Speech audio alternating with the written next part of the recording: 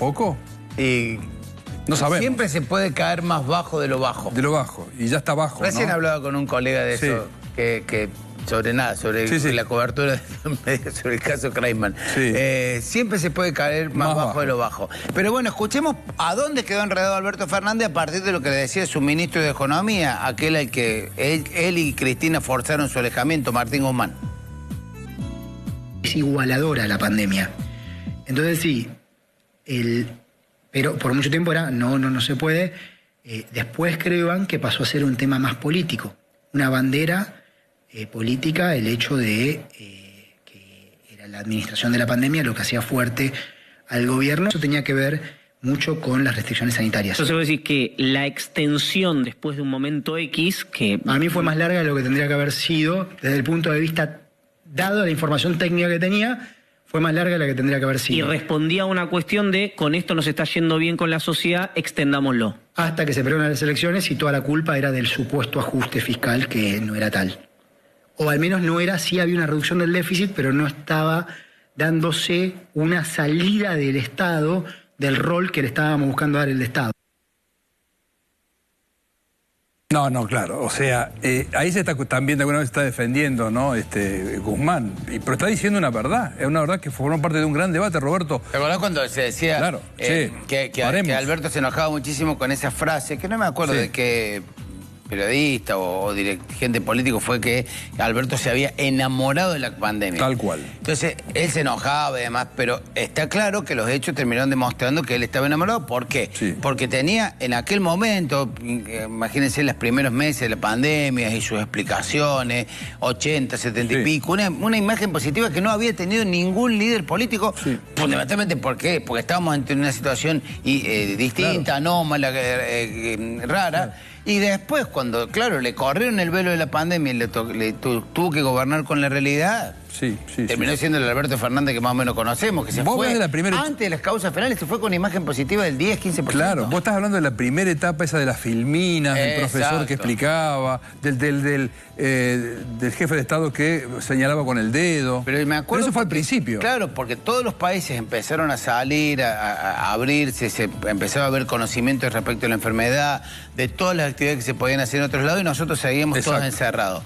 Bueno, justamente a partir de lo que decía Guzmán, y esto que vos decías, que Guzmán también se inculpa a él mismo porque él era parte de ese gobierno, el fiscal Marijuán decidió que había que investigar judicialmente, hacer una presentación, porque tanto Guzmán, Alberto Fernández y otros miembros del gabinete podían incurrir en algún delito, decía así el fiscal Marijuán.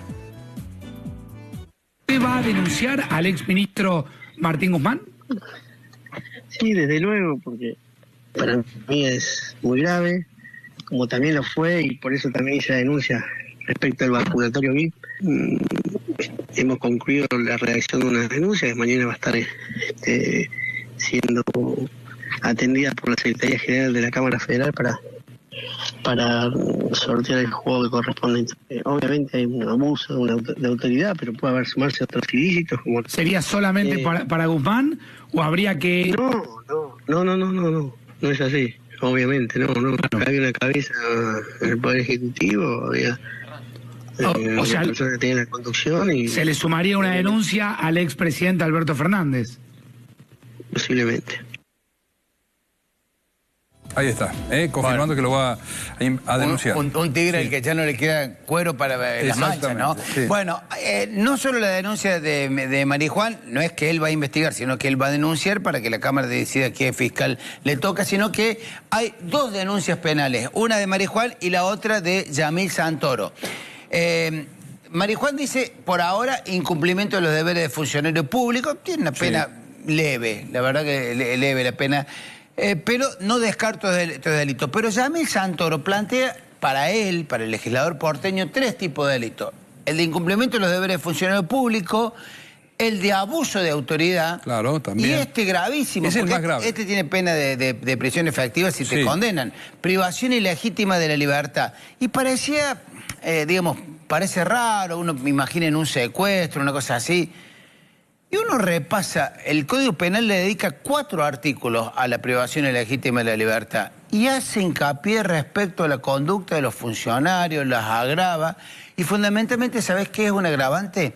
Cuando esa privación ilegítima de la libertad tiene algún tipo de secuela física, psíquica o económica. ¿Qué ha sido este caso? Las secuelas... ¿Secuelas físicas, Sí, psíquicas y claro, económicas? Claro. ¿Que quieren que hagamos un listado de todo lo que pasó de en la las pandemia? escuelas físicas, Sí, sí. psíquicas, económicas Sí, del sí, Estado? sí. Desde chicos de nada, recién nacidos, hasta Sí. nuestros mayores, nuestros viejitos de más Así de es. 80 años, o Así de más es. de 70 años que quedaron Así es. aislados. Con lo cual, ojo, va a ser complicado esto en la justicia. Pero si la justicia decide investigar, la complicación que tendría Alberto y sus funcionarios podría ser notable. Está bien, habrá un montón de expertos en derecho que estarán diciendo, loco, de una medida de gobierno llevar una privación ilegítima de la libertad. Está bien, pero se puede separar. Pero guarda, Claro. Guarda porque si, Claro. si al testimonio de Guzmán le siguen otros especialistas y lo que pasó en otros países del mundo respecto a que empezaron a levantar las restricciones y acá cada vez se cerraban más... Yo recuerdo, Roberto, que era un gran debate en ese momento, ya cuando había transcurrido mucho tiempo de encierro. Rubinstein, ¿te acordás que era el que fue ministro de Salud de Macri? Sí. Él planteaba que efectivamente toda la extensión que iba teniendo no tenía sentido ya. Claro, pero fundamentalmente más allá de que si podés invalidarlo porque era un funcionario de gestión Claro. anterior, podés tener un componente de politización y demás. Sí. Lo que veíamos en otros países Sí, que iban saliendo. y a Claro. los que le fue mejor inclusive Sí. que la Argentina. Así es.